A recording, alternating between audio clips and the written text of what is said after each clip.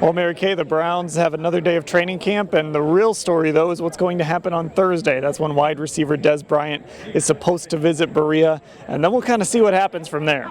Yeah, he's scheduled to come in on Thursday, so that is the plan right now. And Hugh Jackson admitted after practice today that it's not a given that they will sign him right away. Both sides need to get together, see if it's a fit, see if they feel comfortable with each other, see if he kind of would work with this current receiver room, with these quarterbacks, and if it all works out, he could sign a one-year prove-it type deal. And it just shows that the Browns really do want to continue to improve that receiving room. And of course, the other question that goes with this is, does this have anything to do with Josh Gordon's situation? You know, I think in some ways it has to. I think that they have to proceed as if they do not have Josh Gordon coming back.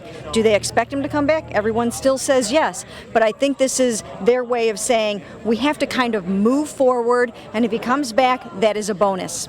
Now, if Dez Bryant had been here today, he would have gotten to see a little chippiness out there on the field.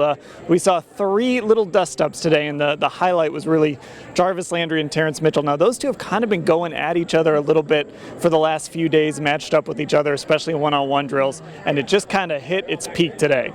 Well, yeah, and you know what? Once again, Hugh said yesterday when the coaches got into it verbally that he likes a little testiness in practice.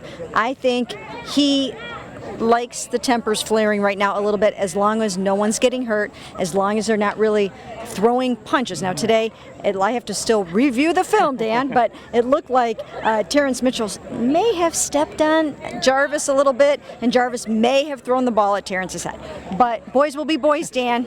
Yeah, well, and you know what? As we saw on Thursday night against the Giants, Jarvis has got that little edge to him and that little chippiness to him. And, you know, really, it's kind of something this Browns team needs. Yeah, I think so. I think there's been a concerted effort this year to bring a little edge, a little nastiness to the team, and I think you're seeing some of that out there. But it's also the dog days of training camp. This is a long week. This is a long week of practice getting to this game on Friday night against the Bills, and tempers are flaring.